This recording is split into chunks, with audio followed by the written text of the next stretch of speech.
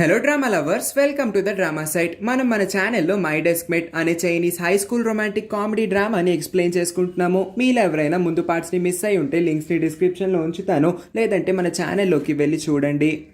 Episode ఓపెనింగ్లో ఈ friends gang మొత్తం ఇప్పుడు గేమింగ్ ఏరియాకి వస్తారు. అంటే వీళ్ళు ఇక్కడ రకరకాల గేమ్స్ ఆడుకోవచ్చు. ఒక ఏటీఎం కార్డులో అయితే డబ్బుల్ని ఫిల్ చేస్తే ఆ డబ్బులకి సరిపడినన్ని గేమ్స్ వీళ్ళు ఆడొచ్చు. కాబట్టి అందరూ కొంత డబ్బును తీద్దాం అనుకుంటారు. షెన్జే మాత్రం అలా ఏమీ అక్కర్లేదు, నా దగ్గరున్న డబ్బులు చాలు అని చెప్పి ఒక రిచ్ కిడ్ కాబట్టి తన డబ్బుల్ని ప్రదర్శిస్తూ తనే అన్ని డబ్బుల్ని అందరికీ స్పాన్సర్ చేస్తానని చెప్పి ఆ బకెట్లో డబ్బుల్ని వేస్తాడు. ఆ తర్వాత వీళ్ళు ఎవరికి నచ్చిన గేమ్స్ వాళ్ళు ఆడుకుందామని రకరకాల ప్లేసెస్కి వెళ్దాం అనుకుంటారు. కానీ జిన్హాన్ అందరిలా కాకుండా పికప్ ఏ టాయ్ అనే గేమ్ మీద కాన్సన్ట్రేట్ చేస్తూ ఉంటాడు. లోపల ఒక పంది బొమ్మ ఉంటుంది. ఆ పంది బొమ్మను తీయడం కోసం చాలా సేపటి నుంచి ఎన్నోసార్లు ప్రయత్నిస్తూ ఉంటాడు. తన ఏటీఎం కార్డులో డబ్బులన్నీ అయిపోయేంత వరకు రకరకాలుగా ప్రయత్నిస్తాడు, కానీ ఎంత ట్రై చేసినా తన వల్ల కాదు. లిటిల్ కింగ్ కాంగ్కి అర్థం కాదు అసలు తనకి ఎందుకు ఈ పంది బొమ్మ అంత బాగా నచ్చింది, ఇందాకటి నుంచి ఒకే గేమ్ మీద టైం వేస్ట్ చేస్తూ ఉన్నాడని అనుకుంటూ ఉంటుంది. ఇంకొక వైపు ఎప్పుడెప్పుడు లీలా ఏం గేమ్ చెప్తుందా అని షెన్జే వెయిట్ చేస్తూ ఉంటాడు. చివరికి తను డాన్సింగ్ మంకీ అనే ఒక గేమ్ దగ్గరికి తీసుకువస్తుంది. ఎవరైతే ఎక్కువసేపు బెల్లీ డాన్స్ చేయగలుగుతారో వాళ్ళే ఈ గేమ్లో విన్నర్. షెన్జేకి బెల్లీ డాన్స్ చేయడమే రాదు, లీలా మాత్రం ఇవన్నిటిలో స్పెషలిస్ట్ కాబట్టే తను ఈ గేమ్కి తీసుకువచ్చిందని షెన్జేకి అర్థమవుతుంది. గేమ్ స్టార్ట్ అవుతుంది. వీళ్ళిద్దరూ ఊగడం మొదలు పెడతారు. షెన్జే బెల్లీ డాన్స్ చూడండి ఎంత దారుణంగా చేస్తూ ఉంటాడో. పోనీ బెల్లీ డాన్స్ చేయకపోయినా దాని ముందు నుంచొని కాస్త ఊగాలి. షెన్జే ఊగుతూ కళ్ళు తిరిగి పడిపోతాడు కూడా. అల్టిమేట్ గా లీలానే మొదటి గేమ్ లో గెలిచేస్తుంది. చూసావు కదా నేను ఎలా గెలిచానో, నువ్వు ఇంత ఈజీగా ఓడిపోతావని నేను అసలు ఎక్స్పెక్ట్ చేయలేదు అని తన్ని ఏడిపిస్తూ ఉంటుంది. ఇలాంటి చెత్త గేమ్స్ అన్ని ఆడి గెలవడం అనేది ఒక పెద్ద విషయం ఏమీ కాదు. కావస్తే నేను నెక్స్ట్ గేమ్ చెప్తాను, ఆ గేమ్ ఆడదాము, అప్పుడు ఎలా ఉంటుందో చూద్దాము అని అంటే నువ్వు కాదు నేను చెప్పిన గేమే ఆడాలని లీలా అంటుంది. పోన్లే, లీలా చెప్పే గేమ్స్ అన్ని ఏమి చెత్తగా ఉండవు, ఇది ఒక్కటి తప్ప మిగిలిన గేమ్స్ అన్ని మంచివే, షెన్జేకి వచ్చే గేమ్సే కాబట్టి తను ఓకే అని అంటాడు.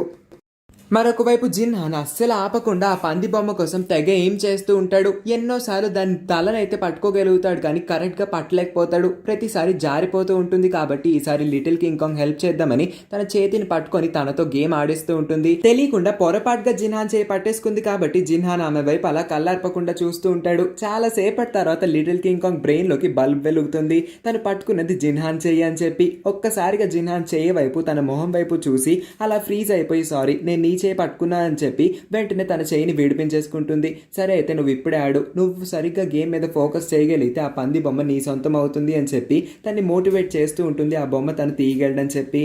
ఆ తర్వాత లీలా షెన్జేని బాస్కెట్బాల్ గేమ్ దగ్గరికి తీసుకువస్తుంది. షెన్జే ఈ ఆటని ఎరగతీస్తాడు. ఈ విషయం లీలాకి కూడా ముందు నుంచే తెలుసు. తనకి కావాల్సిందల్లా షెన్జే గెలవడం. షెన్జే గెలుస్తూ ఉండడాన్ని చూసి తను ఆనందపడుతూ ఉంటుంది. అందుకోసమే మొదటి గేమ్ ఓడిపోయేలా చేసిన ఈ గేమ్ అని గెలిపిద్దాం అనుకుంటుంది. తను మాత్రం స్లోగా గా బాల్స్ ని విసురుతూ ఉంటే షెన్జే చాలా తెలివిగా ప్రతి ఒక్క బాల్ ని గోల్లో పడేలా చేస్తాడు.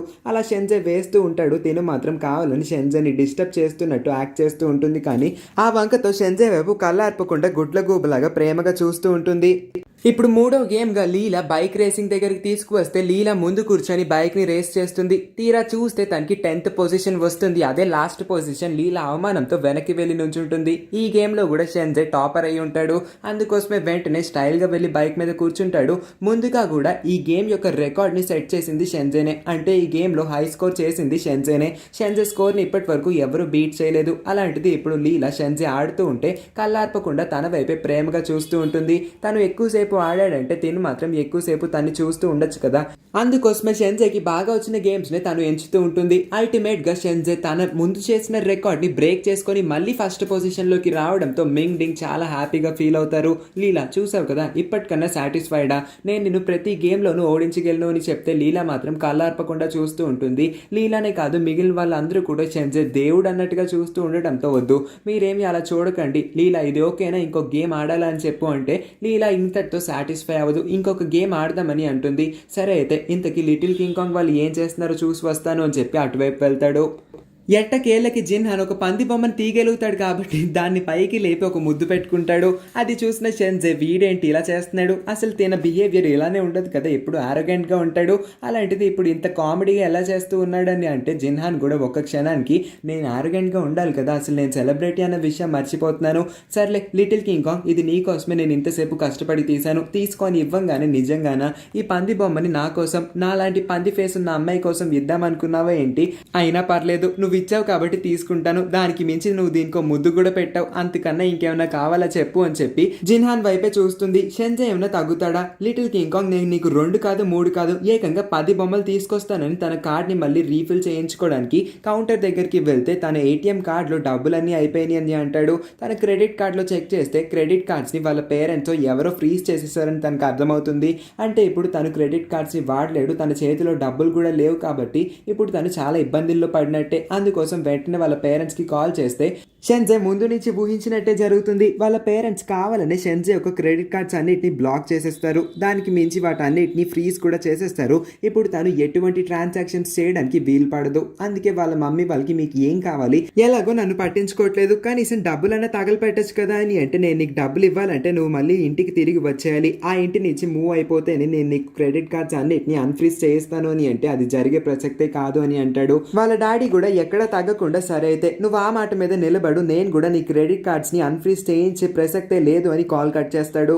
ఆ రాత్రి షెన్జే బాధగానే లిటిల్ కింగ్ కాంగ్ ఇంకా జిన్హాన్తో నడుచుకుంటూ స్కూల్ నుంచి ఇంటికి వస్తాడు. ఇంటికి వెళ్ళి చూస్తే ఇంకా వర్కర్స్ అందరూ వచ్చి తన కిచెన్ ని రిపేర్ చేసి ఉండరు. కిచెన్ మొత్తం ఖరాబ్ అయి ఉంటుంది కాబట్టి వెంటనే ఆ వర్కర్ కాల్ చేసి అదేంటి ఇవాటి కల్లా మీరు రిపేర్ చేయిస్తారని నేను ఎక్స్పెక్ట్ చేశాను కానీ చేయించలేదు అని అంటాడు. చివరికి ఆ వర్కర్ కాల్ కట్ అయిన తర్వాత మళ్ళీ షెన్జే జిన్హాన్ వాళ్ళ ఇంటికే రావాల్సి ఉంటుంది.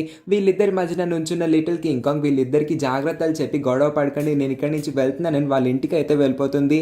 షెన్జేకి బాగా ఆకలేస్తుంది ఉంటుంది కాబట్టి జిన్హాన్ని వంట వండమని అడిగితే తను వండననేసరికి తిను వెళ్ళి కిచెన్ లోకి వంట వండుదామని ట్రై చేస్తూ ఉంటాడు. కానీ తను వండేదానికన్నా గిన్నెలన్నింటినీ పగలు కొట్టేయడమే ఎక్కువ ఉంటుంది. ఇలా కిచెన్ లోకి అడుగు వేస్తాడో లేదో జిన్హాన్ ఫేవరెట్ ప్లేట్ ని 2-3 ముక్కలుగా పగలు కొట్టేస్తాడు. ఎంత ధైర్యం ఉంటే నా ఫేవరెట్ ప్లేట్ ని ఎరగొడతావు, నీకు ఇలా కాదు, అసలు నీకు నా కిచెన్ లో వండడానికి అర్హతే లేదు, మరి అదిగా ఇక్కడి నుంచి వెళ్ళిపో, నీకు ఇవాళ ఫుడ్ క్యాన్సిల్ అని చెప్పి వాడిని ఈడ్చుకొని బయటికి తోసేస్తాడు. లిటిల్ కింగ్ కాంగ్ తినడమే తక్కువసేపు, ఎంతసేపు పైన వాళ్ళిద్దరూ ఎలా ఉన్నారో వాళ్ళు ఏం చేస్తున్నారని తన మనసు మొత్తం పైకే లాగేస్తూ ఉంటుంది. కాబట్టి అమ్మ నేను చదువుకోవడానికి వెళ్తున్నానని చెప్పి మళ్ళీ జిన్హాన్ వాళ్ళ ఇంటికి వెళ్తుంది.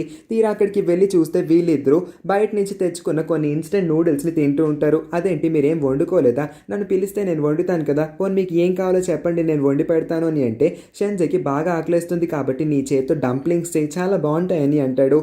నాకు కూడా డంప్లింగ్స్ ఓకే, దానిలో నాకు ఆనియన్ స్టఫింగ్ కావాలని అనడం వీడెందుకు ఆనియన్ అంటున్నాడని షెన్జే కాస్త ఆలోచనలో పడతాడు. చివరికి ఇప్పుడు లిటిల్ కింగ్ కాంగ్ చెప్పిందే చేయాలి కాబట్టి కింగ్ కాంగ్ చెప్తూ ఉంటుంది నేను పిండిని కలుపుతాను, జిన్హాన్ నువ్వు నాకు కొంచెం కొంచెంగా పిండి నీళ్లు గిన్నెలోకి వేస్తూ ఉండు, నేను కలుపుతూ ఉంటాను. ఇంకొక వైపు నుంచున్న షెన్జే మాత్రం స్టఫింగ్స్ కోసం ఆనియన్స్ ని కట్ చేస్తూ ఉంటాడు. జిన్హాన్ ఇందుకే ఆనియన్స్ ని కట్ చేయమంటాడు. ఆనియన్స్ తప్ప ఏ స్టఫింగ్ తను కట్ చేసినా సరే తన కళ్ళల్లోంచి నీళ్లు రావు. జిన్హాన్ కి కావాల్సింది షెన్జే కళ్ళల్లోంచి నీళ్లు రావడం, మరి ఆనియన్ ని సెలెక్ట్ చేసుకుంది ఇందుకే. ఇప్పుడు అర్థమవుతుంది షెన్జే అలా కట్ చేస్తూ ఉంటే వీళ్ళిద్దరూ చూస్తూ ఉంటారు. చివరికి షెన్జే కళ్ళ నుంచి అలా నీళ్ళు వచ్చేస్తూ ఉంటాయి కాబట్టి లిటిల్ కింగ్ కాంగ్ నా కళ్ళని కాస్త ఆ టిష్యూతో క్లీన్ చేయవా అని అడిగేసరికి సరే క్లీన్ చేస్తానని ఆ టిష్యూని తీస్తూ ఉంటుంది. ఈ లోపే జిన్హాన్ తన ముక్కుకి కొంచెం పిండిని కావాలని రాసేసుకుంటాడు. అందుకే ఆ తీసిన టిష్యూని షెన్జేకి వాడకుండా జిన్హాన్ కి వాడుతూ ఉంటుంది. నేను ఫస్ట్ అడిగాను అయినా నాకు చేయకుండా వాడికే చేస్తూ ఉంటుందా, దీనికి ఇలా కాదు అని చెప్పి తను కలుపుతూ నా పిండి ముద్దను లాగేస్తాడు. తను లాగాడు కాబట్టి జిన్హాన్ కూడా ఒక ముద్దను లాగేస్తాడు. తీరా చూస్తే అదేంటి నేను ఇప్పటి వరకు కలిపింది ఇంతేనా, ఆ పిండి ముద్ద ఎక్కడికి పోయింది, మీరిద్దరే తీశారు కదా అని అంటే లేదు మేమేం తీయలేదు వెళ్ళిపోయిందేమో అని చెప్పి వీళ్ళిద్దరు గొడవ మొదలు పెడతారు. తీసిన పిండి ముద్దల నుంచి చిన్న చిన్న బాల్స్ చేసుకొని వాళ్ళిద్దరు ఒకరి మీదకి ఒకరు ఇసురుకుంటూ గొడవని మొదలు పెడతారు. కానీ వాళ్ళిద్దరికి తగలడం ఏంటో కానీ మధ్యలో నుంచి లిటిల్ కింగ్ కాంగ్ తల అయితే బద్దలైపోతుంది. వేస్తూనే ఉంటారు కాబట్టి పోన్లే పాపమని మీ ఇద్దరి కోసం నేను కష్టపడి వంట చేస్తూ ఉంటే నన్నే కొడతారా అని చెప్పి వాళ్ళిద్దరి మీదకి కూడా కొన్ని పిండి బాల్స్ ఇసురుతూ ఉంటుంది. అలా వాళ్ళ ముగ్గురికి తెలియకుండానే ముగ్గురు చాలా మంచి బెస్ట్ ఫ్రెండ్స్ అయిపోతారు. అలా చాలా సేపు ఆడుకున్న తర్వాత చివరికి లిటిల్ కింగ్ కాంగ్ డంప్లింగ్స్ అయితే తయారు చేసేస్తుంది. దాన్ని టేబుల్ మీద పెట్టంగానే ముగ్గురు నోర్లు ఊరిపోతూ ఉంటాయి. ముగ్గురికి బాగా ఆకలేస్తూ ఉంటుంది కాబట్టి ఆలస్యం చేయకుండా ముగ్గురు తినేద్దాం అనుకుంటారు. ఈ లోపే షెన్జేకి వాళ్ళ పీటీ టీచర్ నుంచి కాల్ వస్తుంది. విషయం ఏంటి అని అడిగితే నేషనల్ స్పోర్ట్స్ ఛాంపియన్ అవ్వాలంటే ముందు ట్రైనింగ్ తీసుకోవాలి. ఆ ట్రైనింగ్ కోసం స్కూల్ నుంచి ఒక్కొక్క అబ్బాయి ఒక్కొక్క అమ్మాయిని మాత్రమే సెలెక్ట్ చేస్తున్నారు. అలాంటిది మన స్కూల్ నుంచి నేను నిన్ను సెలెక్ట్ చేశాను, నువ్వు మరి వెళ్తావా వెళ్ళవా అని అడిగితే తను ఆనందంలో వెంటనే వెళ్తానని ఎస్ చెప్పేస్తాడు.